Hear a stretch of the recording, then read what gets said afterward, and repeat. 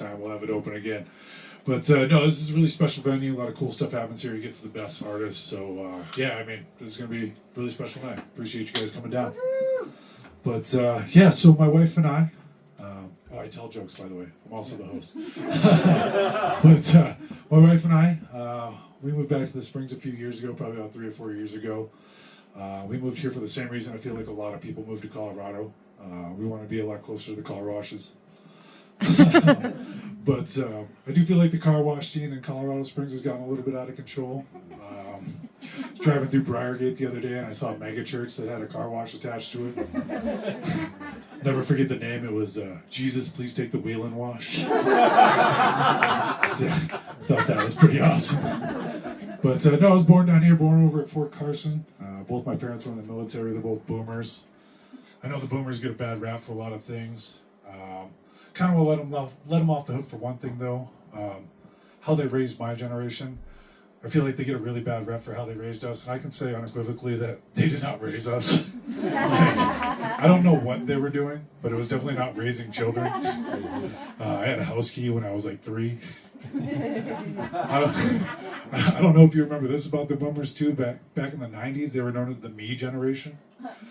And I think kind of where we messed up with them is when we tried to get them to understand they, them. But I don't know. My mom was pretty cool though. My mom was a cat lady. We never actually owned any cats. I say that because she used to leave me and my brother home alone for like days at a time with a couple cans of tuna and a saucer of milk. She's you know, we still get along though. She's a little bit crazy. I was talking to her about this show the other day and she said, Joe, comedy is such a waste of time. And I said, Mom, do you know how many fucking parades you brought me to as a child? I will never get those days of my life back. Look, it's another fire truck. But my dad was great though. Fortunately, I had to bury my dad recently, and anybody that's had to bury somebody like that, somebody you really care about, knows how important it is that you remember to drill air holes so they have a fighting chance, you know. But no, dad's great. I love my dad. He was my superhero. I know a lot of people say that about their dads, but my dad really was. He actually had a secret identity like a superhero. During the week, he was a mild-mannered accountant, but on the weekends, he would pop out of a closet covered in glitter, ready to hit pride. And I actually never had a problem having a gay dad. I thought it was pretty cool. It only became a little awkward a couple times in his life. And those were both when he was in hospice. He asked me to do a couple things that I thought were a little awkward. First thing he asked me to do was delete his porn collection.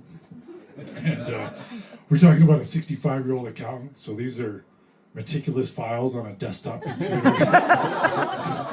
with still images of Latin men that had a type.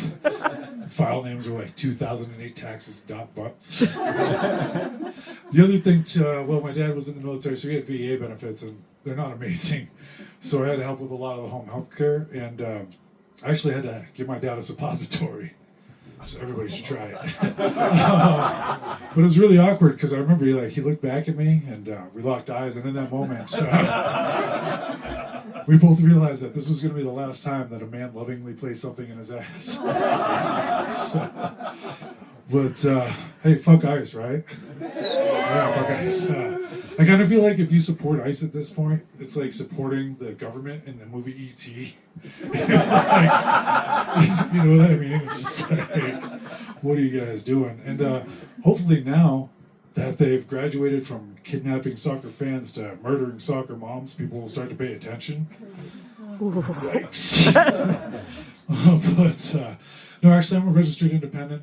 That means I like to, I feel like both parties are failing us right now, so I like to make fun of everybody equally. I think my favorite people to make fun of comedy are the people that say they don't pay attention to politics. They've always reminded me of the people that start asking questions halfway through a movie. It's kind of like, hey, you know that beginning part where you were scrolling and all that talking was happening? Well, that was an election. And now this is the world we all get to live in. So, but no, I do support one thing though. I support the war on drugs. Not all drugs.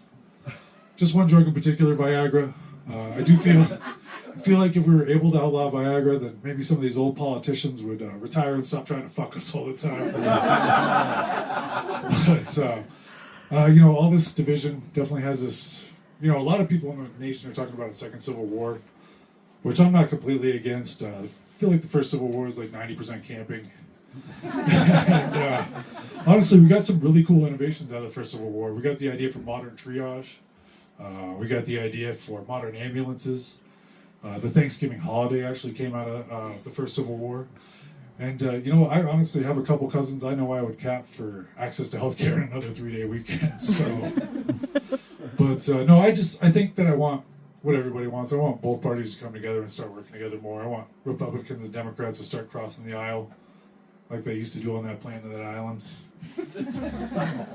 But what do I know? I'm just a bartender. I like bartending, though. It's one of the few customer service jobs where you get to slowly poison the customers. They think it's their idea. I make good money. I actually stole that from ExxonMobil. But before I was a bartender, I had a completely different career. I sold drugs. It's different. Drugs are solid. Alcohol's liquid. Don't think about it. But that came to an abrupt end when I accidentally sold drugs to a cop. Twice. That's why I ended up becoming a convicted felon. It's not all bad being a felon, though. It's actually really easy to get out of destination weddings. But when I got my felony, I was a young man. I was in my early 20s. My life had kind of spiraled out of control at that point. I put on a ton of weight.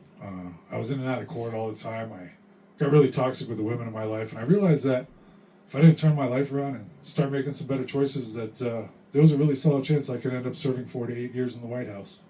All right, guys, that has been my time. Our next, yes, thank you. So our next comedian making her way to the stage, her name is Corey Deck. She is open for Connor O'Malley. She's getting ready to move to New York. She is one of Colorado Springs' best. I'm so happy to introduce her. This is really special, you guys. Welcome, Corey Deck.